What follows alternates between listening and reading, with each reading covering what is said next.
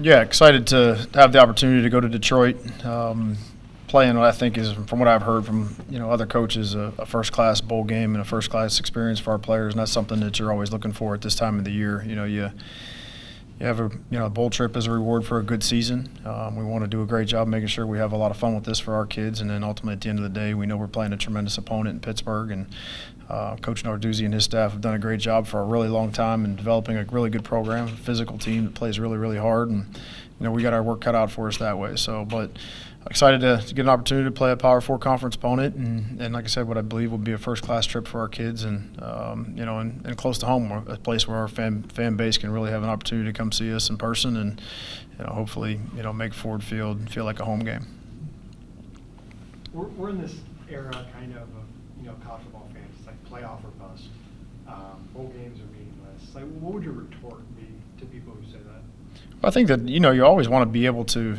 Everybody wants to win their last game, right? And I think that's really hard, obviously, without the bowl setup, because you get into a playoff world. There's only one basketball team that really does that. Each and every year. So you want to be able to in a position where you can have a good culminating experience for your team, and I think a bowl opportunity provides you that opportunity. You ultimately have to start to prepare. Whether you fine line, right? Like, this is the seniors' last game. Win one for the seniors. Do a great job when it comes to that and putting a plan together to go do that. But ultimately, at the end of the day, too, this has got to be viewed as your first game of next season, and just trying to get young players the exposure and the necessary,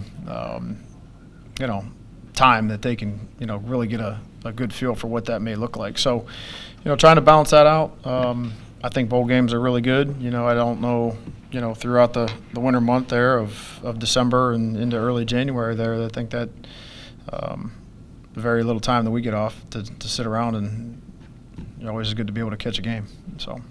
You mentioned kind of like the first game of next year. The first game of your head coaching career, you won the bowl game. 16 and 17 are obviously great years.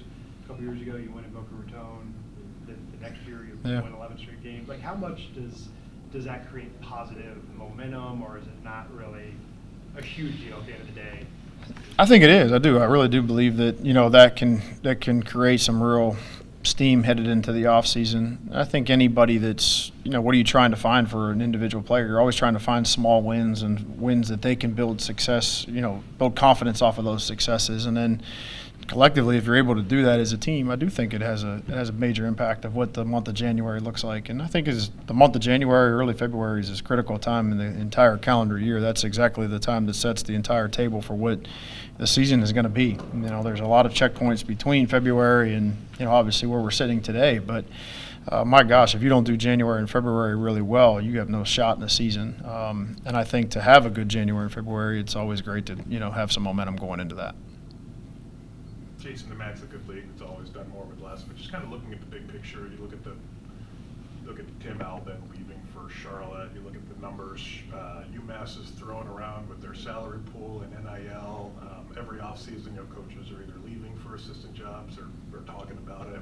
Is this all kind of a wake-up call for the Mac that it's, if you want to play big boy football, you got to kind of step up? Yeah, the world's changing as we know it. And there's no hiding or dancing around that. I think that, your scheduling has took a complete change over the last 24 months for every school from the top on down. How dollars and cents are shared or not shared has taken a complete turn. How things are viewed have taken a complete turn. So you have to be very fluid in your situation. You have to be able to have open conversations. You have to be, having a optimistic perspective on what it may look like if these things are met, and how you can do that. And the arms race of college football used to be just what your weight room looked like and how that looked, and the aesthetics that maybe go along with that has totally changed to new things. So thankful that we have an administration that we're able to work with and work close with that is willing to have those conversations and continue to try to keep us in a position where we can compete, because everybody else is trying to get to a point in time and to a place where success can be sustained, and we've had sustained success here. So, there's a lot of teams trying to get to where we're at. If we're trying to go farther and trying to get to places that we've never been, I mean, in some senses, the only way to do that is to do things you've never done. So, challenging time, but like I said, thankful for the administration that they're willing to have these conversations to put us in position to hopefully, compete at the level we want to compete at. Another part of that changing world is the transfer portal. Do you anticipate much movement? Did what we see on the field a few weeks ago, roster-wise, is that what you anticipate we see in a few weeks in Detroit? Much movement, like very broad, right? You know what I mean? Like you're however you look at this, from now until next August, there you got rosters of 120 to 125. Some schools that are up in the upper 30s, and that's going to go down to 105. You're going to see roster movement. And roster movement's going to take on a whole new meaning across college football, and how that affects us, what that looks like. Again, very fluid situation, and to speculate and try to comment on that's probably irresponsible on my part. But we'll do the best job we can with the guys that are around and the guys that are going to be here and play. We've had a couple really good days of practice to get a good jump on, just the whole process of this without knowing an opponent. I think knowing the opponent that we have is obviously exciting because, again, it's a tremendous game at a tremendous place, and I know we're going to get a first-class experience for it. So, looking forward to going to competing and putting our kids in a position where they can win a game. I know winning the MAC is always probably the top goal every year, but to have the opportunity to have 2 power conference wins in a season would be pretty significant. How meaningful do you think that is, just for history's sake, but also kind of the momentum and some of those other things we've talked about?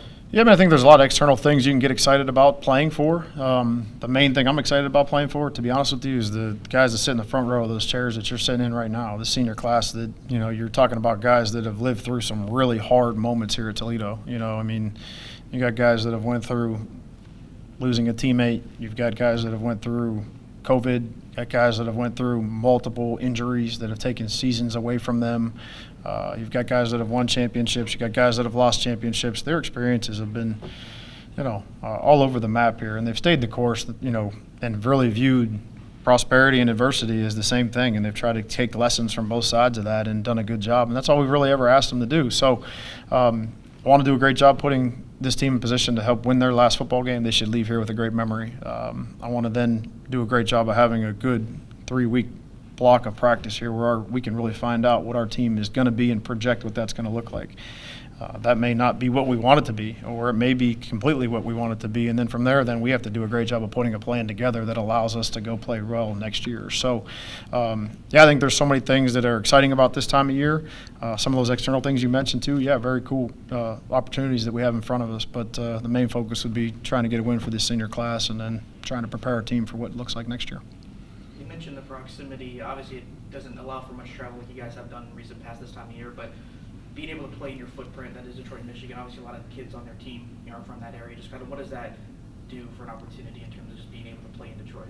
Well, the metropolitan area up there has been unbelievable for us from a recruiting standpoint of things. I mean, you can go down a list of great players that have been here and have come through these hallways for the last couple decades, not just since we've been here. So that's part of our footprint recruiting. We want to always be present in that. There's no better way to be present, to have another game and another opportunity there and have a chance to go, do it, like I said, on a national stage against a very good quality opponent. Yeah, and speaking of Pitt, MAC versus ACC, just having that opportunity to play a Power 4 team, does that kind of add to the excitement of kind of representing this conference up against, an ACC game? Absolutely. I think it's critically important that, we represent ourselves first and foremost at a really, really high level, and then anybody that's associated with us. We play in a great league that has a lot of parity in it, and there's tough games down the stretch, and to get a chance to go out and play another league in a preseason / early season game or a bowl game, either way. I think that's an awesome opportunity for the notoriety that maybe we're trying to get for our university and for our conference. Do you know much about Pitt? Have you paid attention much to, I know the game just announced yesterday or whatever? Yeah, I think that, they play an up-tempo style of offense. They've kind of changed it a little bit over the last couple of years that way. Hired a new offensive coordinator that's got some really good ideas on how to play with pace and tempo and do a good job trying to stress the defense, all 53 in the third, and then they'll take their shots down the field that way. I think they've gotten really consistent quarterback play. They've got good playmakers on the peripheral that will allow them to get the ball to their hands and they can make things happen. Defensively, they've always been a stop-the-run team first and then a high-pressure defense in third down scenarios. So, we got to do a good job making sure that, we balance improvement of our own team versus having a really good plan to play a really good team. Going back to yesterday, I think you were the last MAC team to get their bowl announcement. Were there any anxious moments as you guys are waiting for all the pieces to come together?